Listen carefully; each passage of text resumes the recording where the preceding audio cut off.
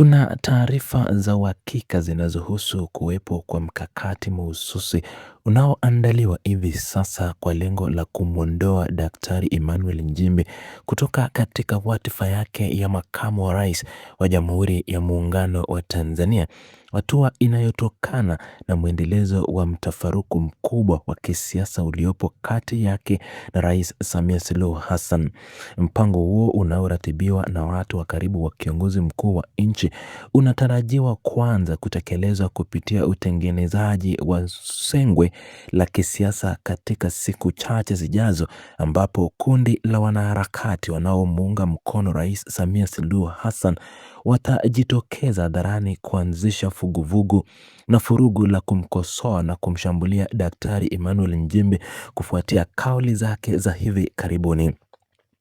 Baada ya furugu ama vuguvugu hilo la awali kushika kasi, mpango huo unakusudiwa kuhamasisha hoja hilo rasmi ndani ya Bunge la Jamhuri ya Muungano wa Tanzania, ambapo inatengenezwa hoja maalum ya kupiga kura ya kutokuwa na imani na makamu wa rais ili kumwondoa madarakani iwapo idadi kubwa ya wabunge wanaounga mkono upande wa rais wataridhia na kupiga kura ya kumkataa kiongozi huyo.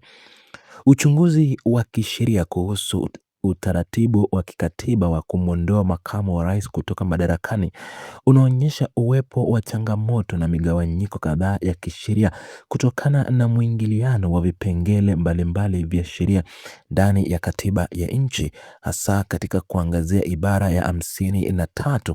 ya kwanza, ibara ya 50 pamoja na ibara ya 46A za katiba ya Jamhuri ya Muungano wa Tanzania.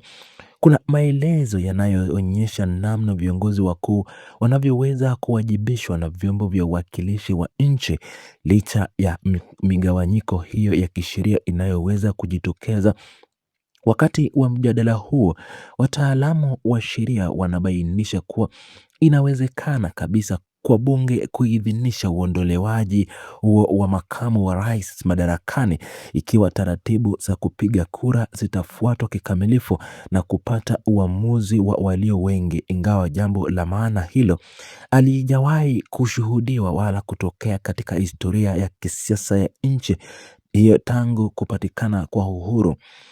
Mtafaruku huu unaendelea hivi sasa kati ya viongozi hao wawili wakuu wa kitaifa umedumu kwa muda mrefu tangu huko nyuma, ambapo hata uamuzi wa kwanza wa kumteua Daktari Emmanuel Nchimbi kuwa mgombea mwenza wa Rais Samia Suluhu Hassan ulipokelewa na mshangao mkubwa sana na watu wengi ndani na nje ya chama, kwa sababu hawakutarajia kabisa. Na wajumbe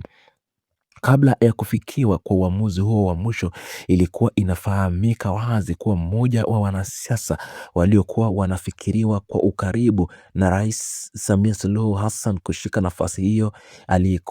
alikuwa ni Paul Magonda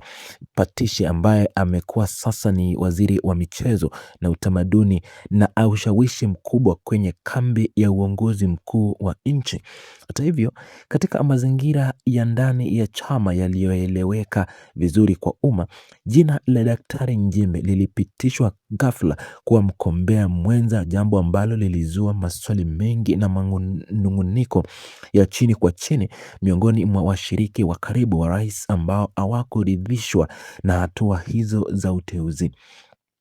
Baadaye lilifanyika jaribio la kwanza katika kabisa la kimkakati lililolenga kumwondoa Daktari Nchimbi kutoka nafasi hiyo wakati wa mkutano mkuu wa Chama cha Mapinduzi uliofanyika kwa njia ya mtandao,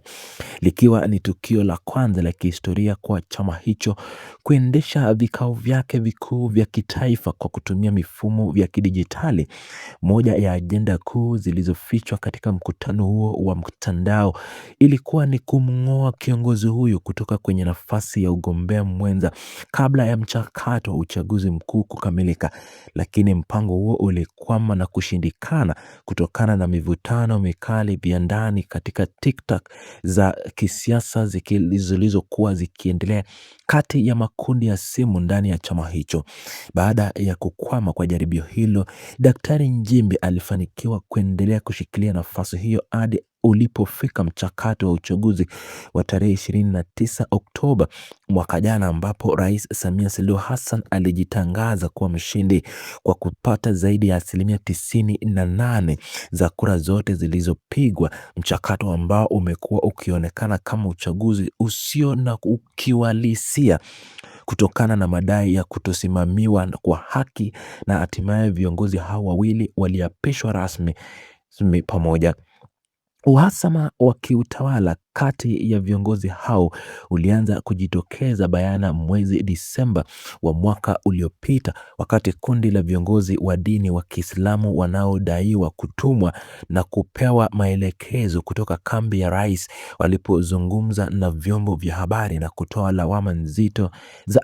hadharani dhidi ya makamu wa rais. Masheikh hao walimtuhumu Daktari Nchimbi kwa kushindwa kumtosaidia Rais Samia kikamilifu katika kukabiliana na lawama pamoja na madhara makubwa yaliyosababishwa na matukio ya mauaji yaliyotokea wakati wa mchakato wa uchaguzi wa tarehe 29 Oktoba,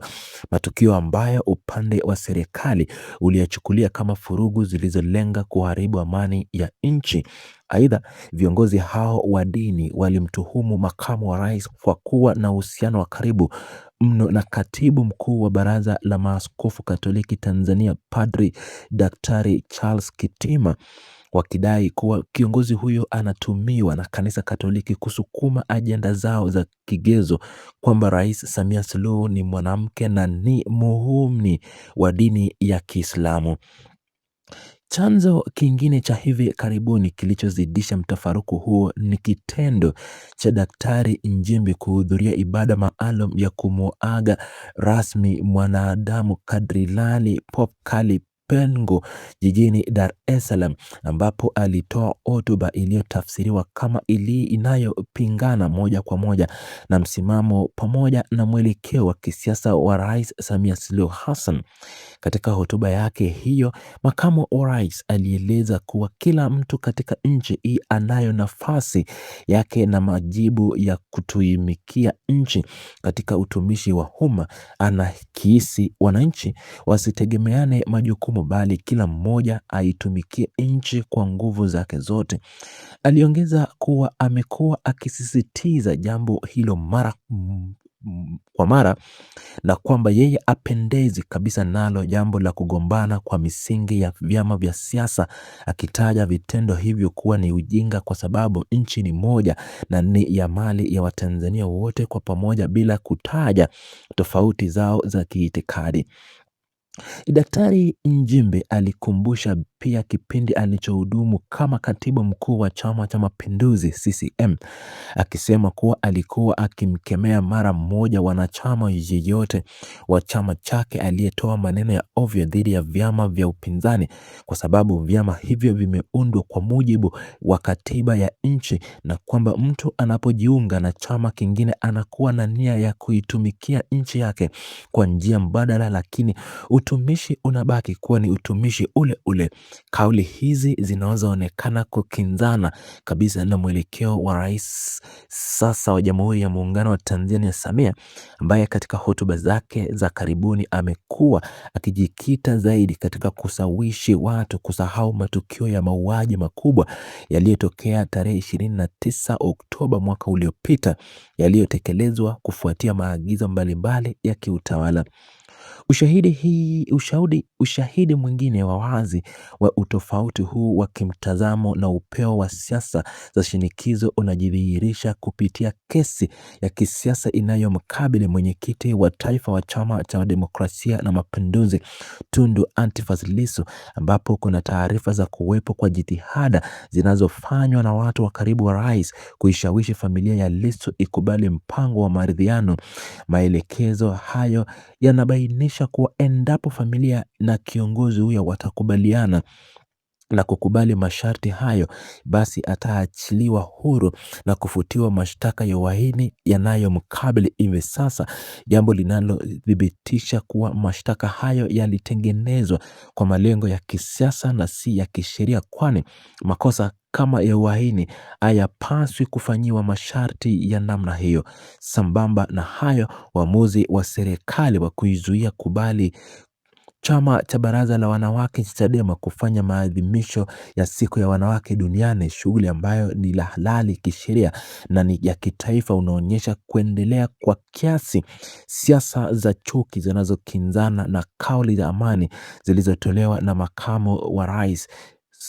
katika hotuba zake.